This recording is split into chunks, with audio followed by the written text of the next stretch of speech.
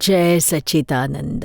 आपल्या अंतरंगात विराजमान परमात्म्याला अत्यंत भक्तिपूर्वक अभेद्य भावाने नमस्कार नमस्कार नमस्कार. आई वडील आणि मुलांमधील व्यवहाराविषयी आपल्याशी आणखी काही बोलायचं आहे. आई वडिलांचा आपल्या मुलांप्रती जो मोह असतो, ममता असते, त्यामुळेच ती कशी बिघडतात आणि आई वडिलांना मग किती रिॲक्शनमधून सफर व्हावं लागतं हे तुम्ही बारकाईने खोलवर बघाल तर कळेल तुम्हाला. नाही तर मोहाचं इतकं मोठं आवरण असतं की त्याचा आईवडिलांना पत्ताच नसतो की हा आपला मोह आहे आणि यामुळेच सगळ्या मुलांच्या बाबतीत असा व्यवहार घडतोय. एक ताई येते आमच्याकडे. मुलगा तिचा लहान आहे, 2-2.5 वर्षांचा. तर तिला तिच्या त्या मुलाचा एवढा मोह आहे, एकुलता एक मुलगा. दिवसभर तिचं लक्ष त्या मुलातच असतं. 1 सेकंदही तिचं चित्त त्या मुलापासून इकडे तिकडे हलत नाही. इतकंच काय, पण कुठे जरा दूर जरी जायचं असेल मुलापासून तर त्याचे वडील सांगतात मुलाचे की मी सांभाळीन त्याला आणि नीट तू अगदी छान आरामात सत्संगाला जा तू सत्संगाला, शिबिराला जा. पण तिचं मन काही तयार होत नाही. तिला नाही वाटत माझा मुलगा माझ्याशिवाय राहील. त्याला माझी खूप आठवण येईल. माझ्याशिवाय त्याचं 1 मिनिटही चालत नाही. दिवसभर माझ्या मागे मागे मागे मागे फिरतो. तर मग मीच त्याला सोडून गेले तर माझ्या मुलाला किती वाईट वाटेल. मग तो माझ्याशिवाय कसा राहील. त्याला माझी किती आठवण येईल, खूप रडेल, असं तिला स्वतःलाच फार वाटायचं. तर तिच्या नवऱ्याने सांगितलं तू जाऊन तर बघ एकदा. मी मुलाला छान, तुझ्यापेक्षाही छान सांभाळतो मी. तू असतानाच तो हट्ट करतो, मी तर इतका छान सांभाळीन त्याला. तर खूप समजावलं पतीनं, तर मग ती तयार झाली.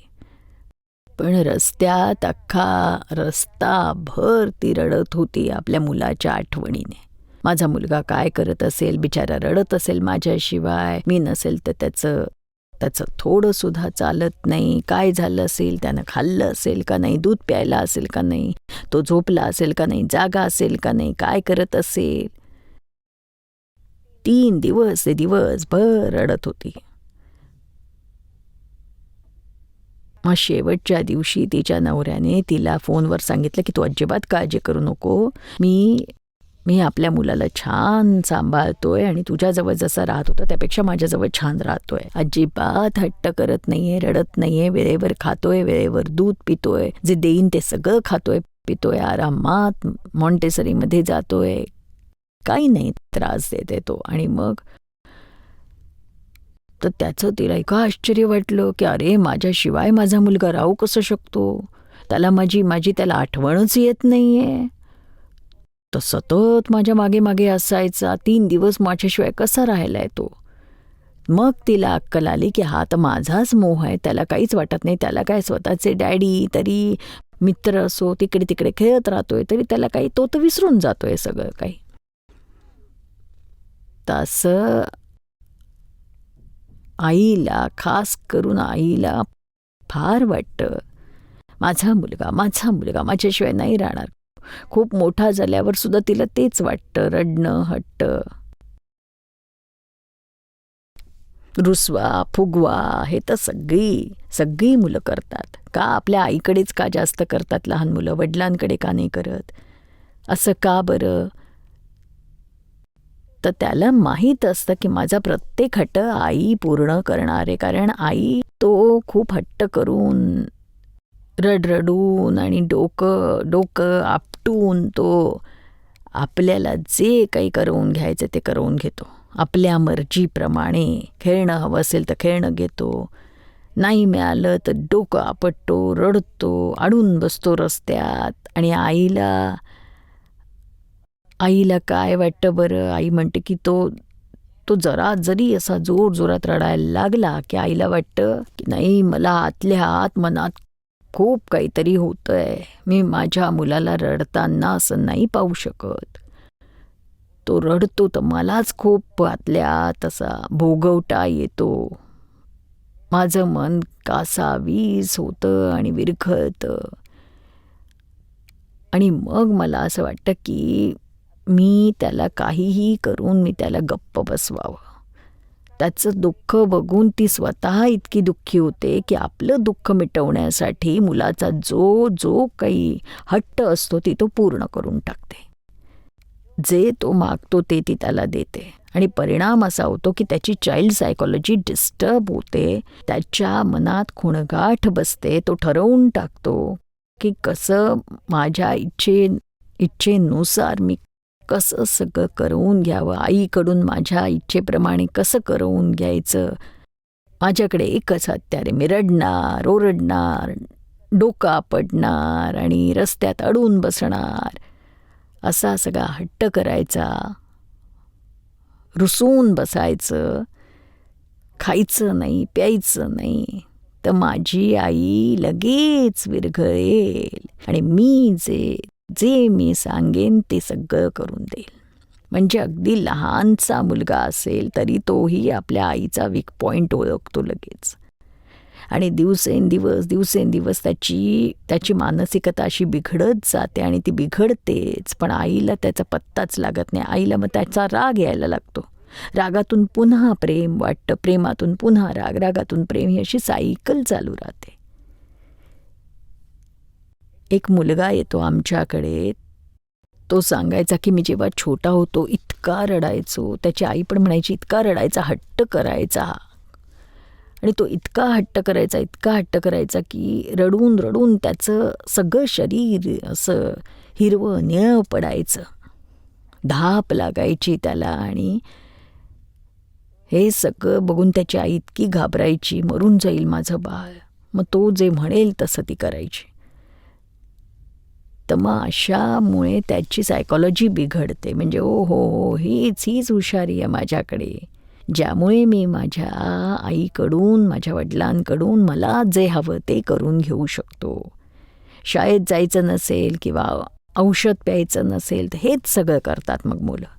रडतात, ओरडतात, आरडाओरडा करून सगळं गाव गोळा करतात, अगदी शिरा ताणून ताणून रडतात.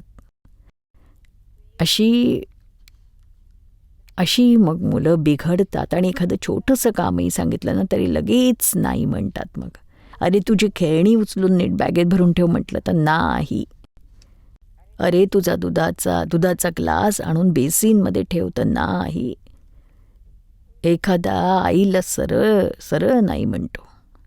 प्रत्येक गोष्ट आई सांगेल त्याच्या विरुद्धच करतात ते. का तर एक ग्रंथी बनते त्यांची की आई सांगेल तसं मी केलं तर मला ती जसं सांगेल म्हणेल तसंच कायम वागावं लागेल. आणि मग मला माझ्या मनासारखं वागता येणार नाही. मला माझी मनमानी करायची असेल तर ती जे काही सांगेल त्याला मी नाहीच म्हणणार. काय करेल, करून करून बोलू तर शकत नाही, इतकी त्याच्याकडे एक्सप्रेशन पॉवर नाही आहे. पण आतून त्याची मानसिकता नक्कीच काम करते. कारण आजकालची मुलं खूप खूप हुशार असतात. मुली ओव्हर स्मार्ट असतात. एक ताई येतात, त्यांचा मुलगा 7 वर्षांचा आहे,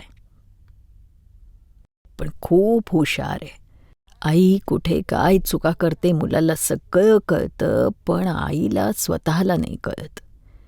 एकदा मुलगा उशिरा उठला असेल कधीतरी, त्याला सकाळी शाळेत लवकर जायचं असणार, त्यावेळी त्याला थोडा उशीर झाला असेल तयार व्हायला, तर त्याच्या आईने त्याला पुन्हा पुन्हा सांगितलं, 3 वेळा सांगितलं की बाळा लवकर लवकर तयार हो, तुझी स्कूल बस येतेय.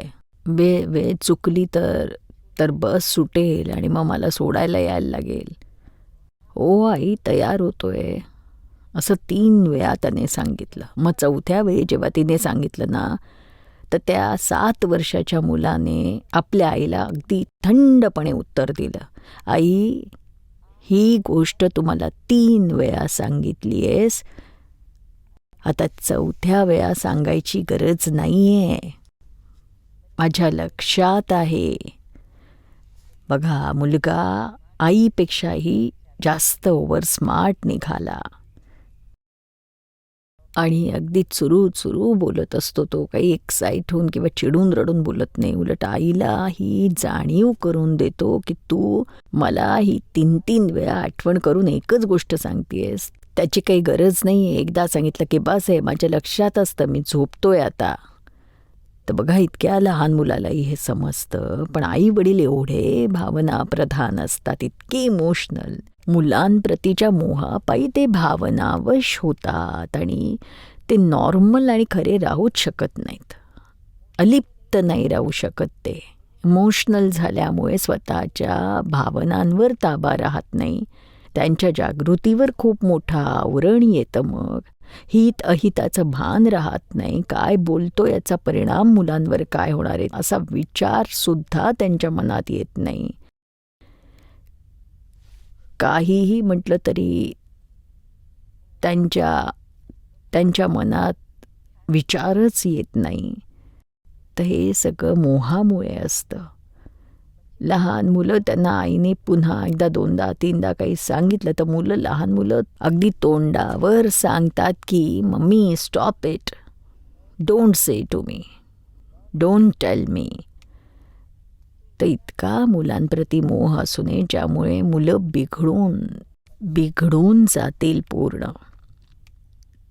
आई वडिलांनाच मुलाप्रती जास्त मोह असतो. मुलांना आई वडिलांप्रती इतका मोह नसतो. कारण जेव्हा दिवस राहतात तेव्हापासून आई तेच घोकत असते, माझं बाळ, माझं बाळ, माझं बाळ, माझं बाळ कसं असेल, माझी मुलगी कशी असेल. झाल्यावर तिच्यावर इतकी माया करीन, इतकी ममता करेन. सगळं तिचं कॉन्सन्ट्रेशन तिथेच केंद्रित झालेलं असतं. सगळा मोह त्या मुलाभोवतीच असतो.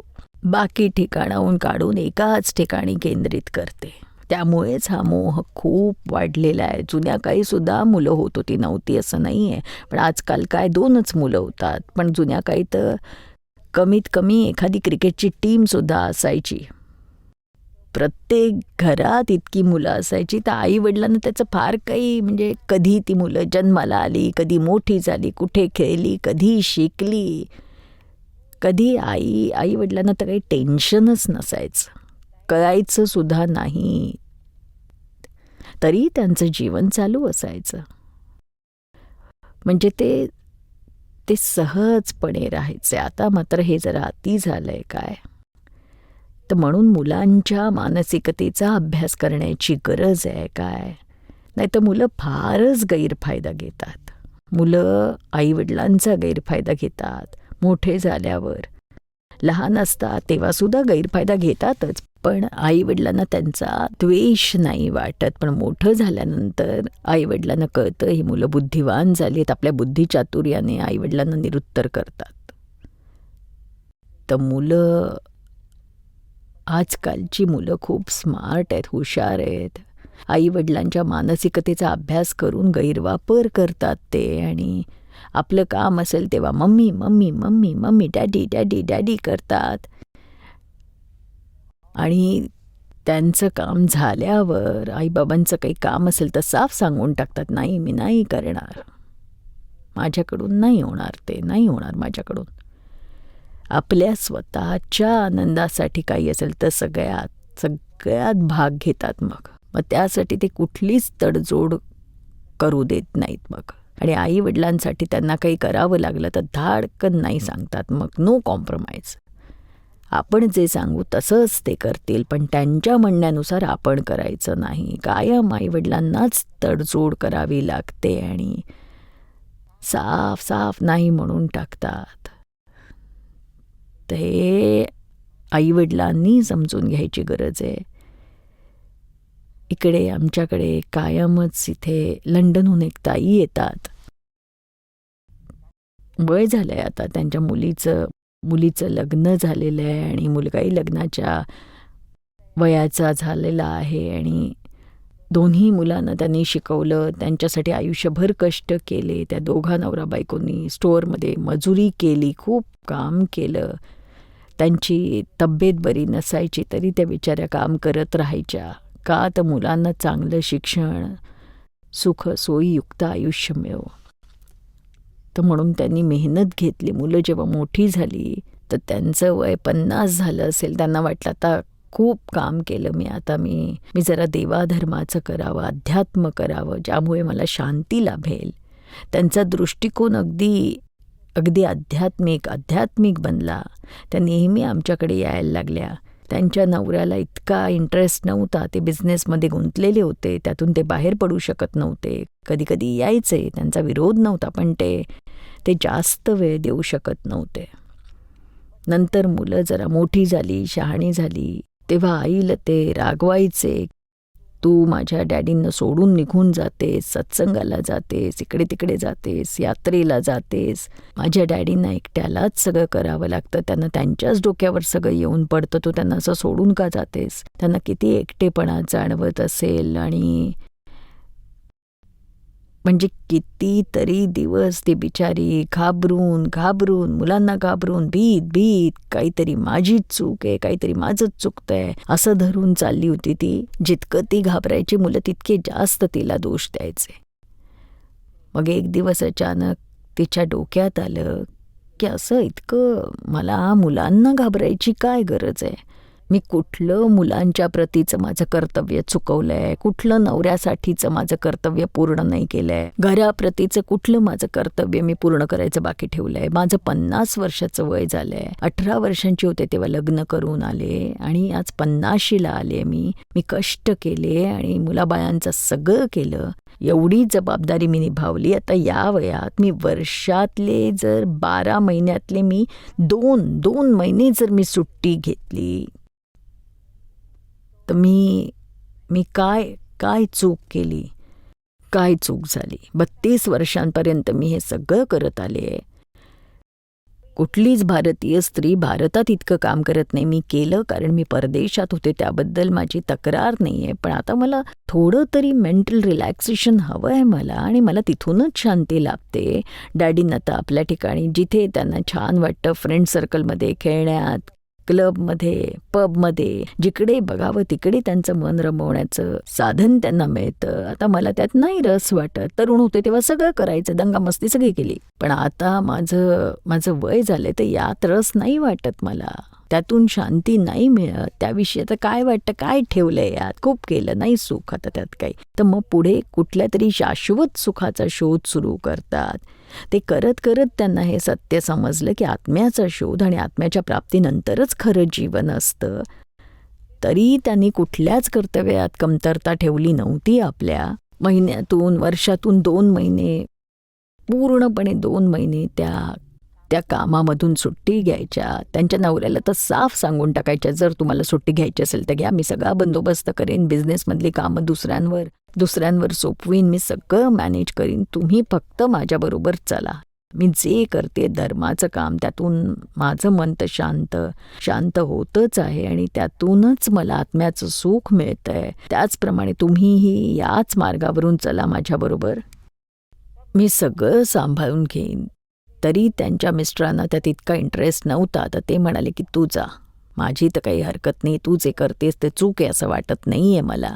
तर नवऱ्याचं तर काही प्रॉब्लेम नव्हता, पण मुलांना इतका प्रॉब्लेम व्हायचा की आमची आई हे काय करतीये. त्यामुळे ती मुलं आईला काहीतरी टेन्शन देत राहायची. आणि एकदा असं झालं की त्याने आपल्या मम्मीला फोन केला. त्यावेळी मम्मी बाहेरगावी होती ती. तो म्हणाला की mom I want to talk with you. तर त्या म्हणाल्या बोल ना, फोनवर बोल, तुला काय सांगायचं ते. तो म्हणाला no I can talk on telephone, I will talk to you personally. मला तुझ्या एकटीशी एकांतातच बोलायचं आहे, फोनवर नाही बोलणार मी.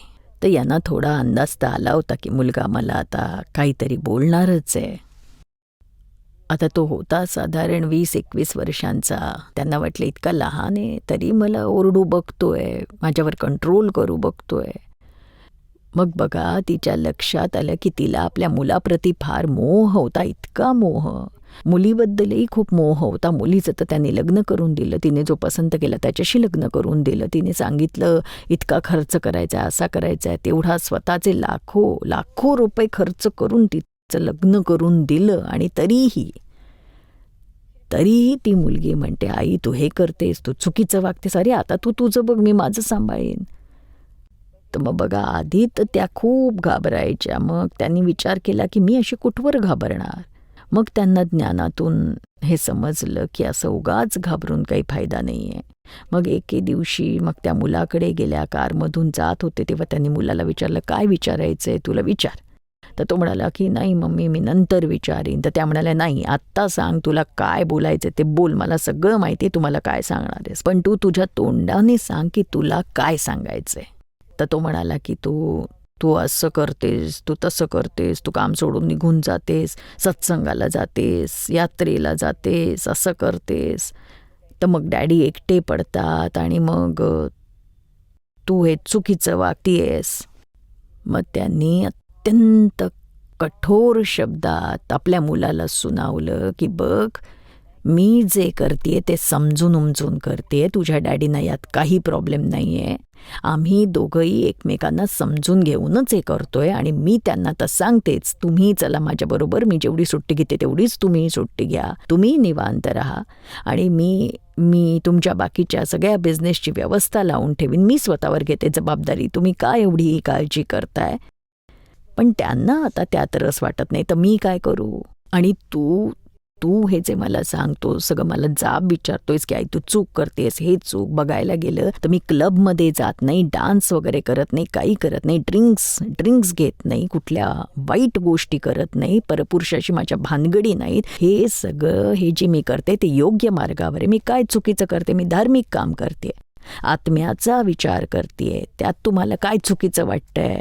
आम्ही तुमच्या प्रत्येक गोष्टी चालवून घेतो, तुम्ही जन्माला आल्यापासून तुमचं सगळं मी केलेलं आहे, तुम्हाला जे शिकवायचं होतं, जी शाळा हवी होती ते सगळं आम्ही दिलं आहे, खेळण्यासाठी ज्या गोष्टी हव्या होत्या त्या तुम्हाला दिल्या आहेत, कुठलीच उणीव तुम्हाला भासू दिली नाही. इतकं काय, तू तुझ्या मैत्रिणीबरोबर जायचास तेव्हा सुद्धा आम्ही मनाई केलेली नाही. तुझी गर्लफ्रेंड तुला आवडते म्हणून मी सुद्धा तिला आपलंसं केलं, तिच्या आईवडिलांना सुद्धा आपलं म्हटलं. इथे तू माझ्या सत्संगींना आपलं म्हणतोयस का.